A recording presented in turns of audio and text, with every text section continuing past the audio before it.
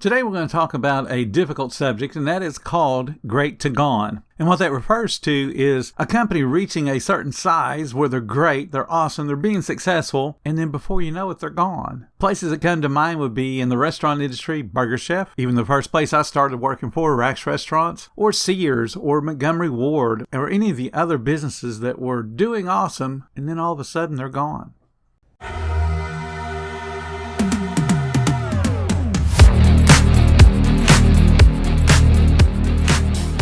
Welcome to the 10-Minute Food Truck Training Podcast. My name is Bill Moore. I am a food truck business coach, author of 5 food truck vending books, including Food Truck 101 and Food Truck 201. This podcast is all about helping you start and grow your food truck business.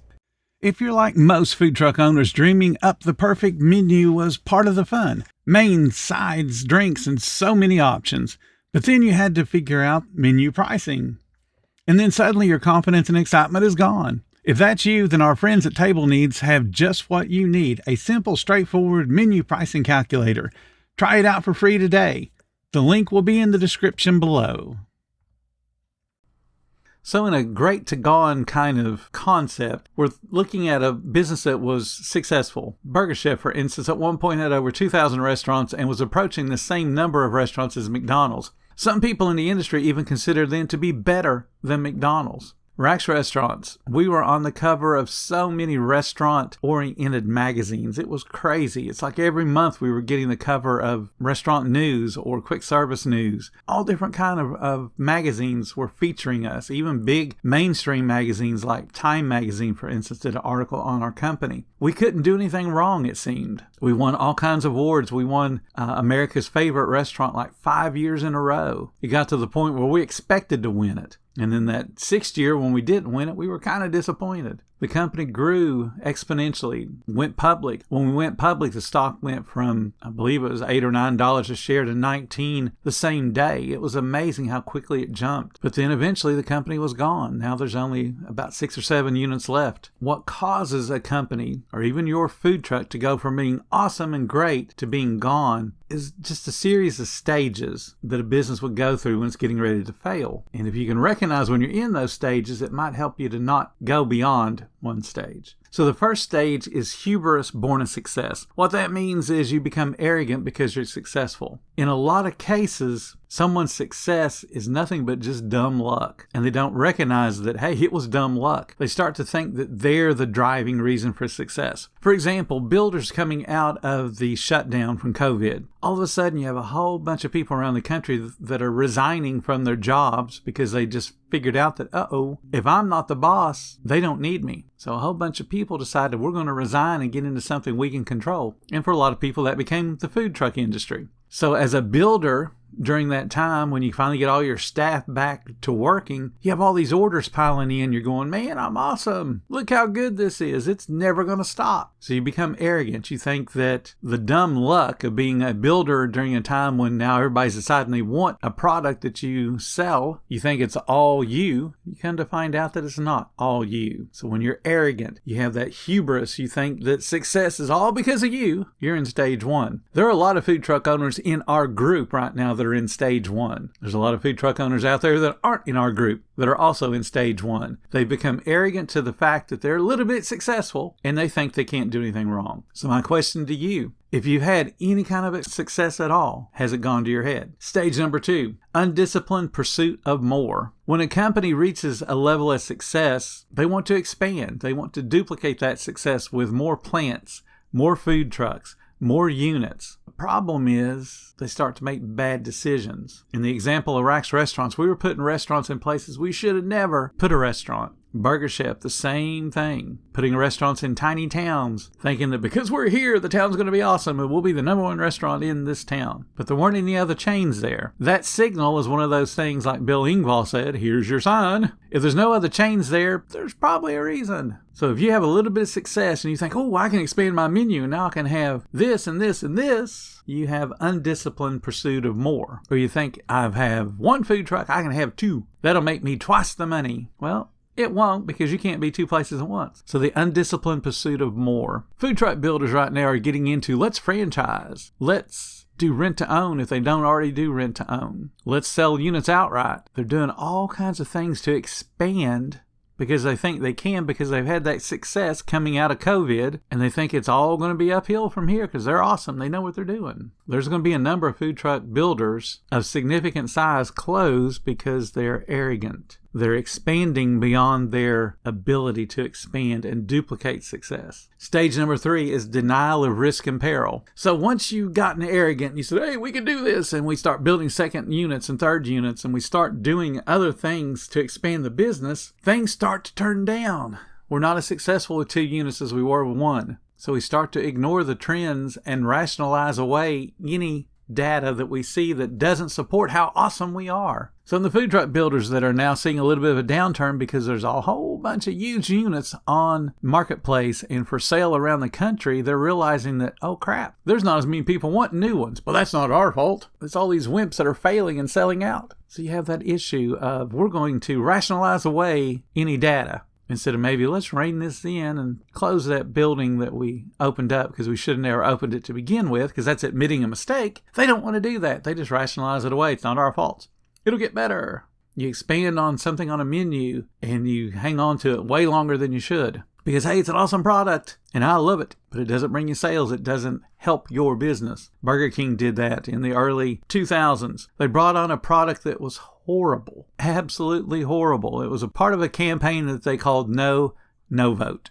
And what that meant was a family or a group of friends get together. There's always somebody that says, we don't want to go to Burger King because they don't sell tacos, they don't sell baked potatoes, they don't sell chili, they don't sell something that this particular person wanted. So they opt for another restaurant. So Burger King decided we're going to bring on tacos, we're going to bring on baked potatoes, and we're going to bring on chili. The chili they brought on was horrible. It sold so poorly, and it had such crazy specs for how to make it, and then how to hold it, and how long you could hold it. It made no sense. I worked at Wendy's. I know how to make chili. I know how Wendy's made chili. One of the restaurants I worked at, and this isn't the 5th highest volume Wendy's in the world, the one that I did run. This is one in Ocala, Florida on Pine Street. They would sell about 13 of the big pots of chili a day when it was really cold weather. That's what we did because we were known as a chili store. People came for our chili. We were an anomaly because not all Wendy's would sell that much chili relative to the other products, but we did. So I know how to make chili. I know how to sell a bunch of chili. The Burger King specs were dumb. They used the same size can you can buy on a grocery store shelf to make a batch of chili. So that tells me that they knew the chili wasn't going to sell well if you're making it in that tiny of a batch.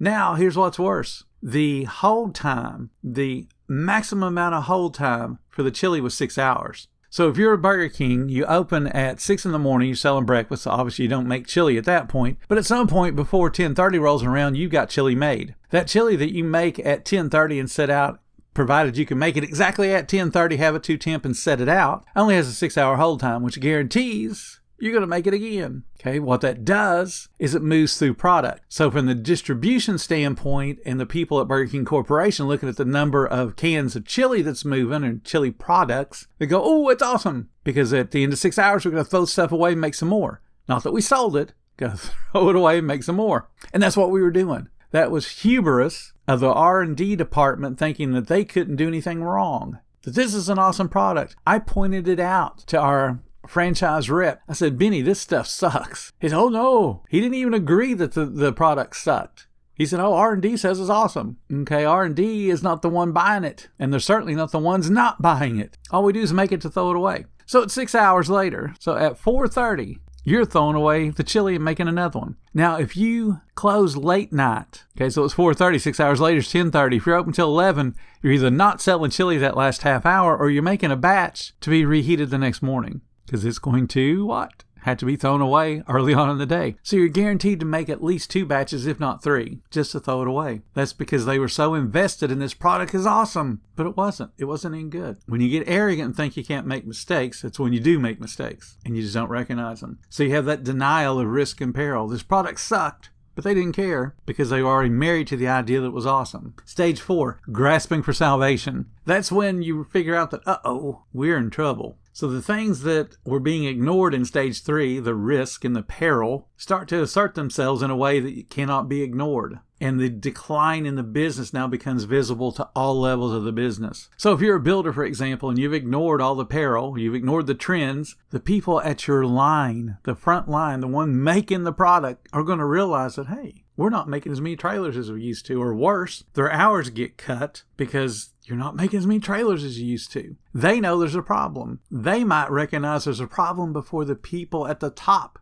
recognize there's a problem. The same with your food truck. Keeping with that Burger King example of the chili. We just stopped making it because no one would buy it. I'd rather tell somebody, sorry, I don't have any chili today, than to make up a batch and throw it away because it costs us around $5 to make the batch to throw it away. I wasn't going to spend $10 a day just to waste to carry a product. Now, of course, that was breaking the franchise agreement because it was at that time a core item. We had to carry it. We had no choice. But it made no monetary sense for us to buy all this stuff just to throw it away. It was a horrible, horrible product. So the point that I stopped making it, a lot of other franchisees started joining in too and saying, nope, we're not making this. Finally convinced the corporation to take it off the mandatory core menu and then make it an optional menu. And once it became an optional menu item, everybody dropped it. They didn't want to sell chili. It was not a good product. It was not worth selling. You add on a product because your guests want it, and the product you add on's got to be awesome. So you start grasping for salvation at this point. How am I going to fix this problem?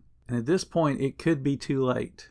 What happens when a business reaches this point of grasping for salvation? They just throw anything at the dartboard and hope it sticks. And if it does, they say, look, we tried everything we could, and it still failed. Not our fault. They haven't realized that everything that led to that point to where they're in that desperation mode was their fault. Because they're still arrogant. They're still not understanding that their actions and their decisions have created a problem. So stage number 5 is capitulation. And that's when the company either becomes irrelevant or it just dies. Rax is irrelevant. There's still, like I said, a handful of restaurants around, I think 6 or 7. The guy that bought them was somebody I trained many, many years ago, and he bought the rights to the name for a few $1,000s. The company is no longer relevant. No one cares about Rax Restaurants. Or it could be like Burger Chef. It's just totally gone. No one cares about Burger Chef because it is just gone. It's just a memory, and a distant one at that. Once you reach stage 5, it's too late. There's no amount of fixing going to help. Now, what happens in between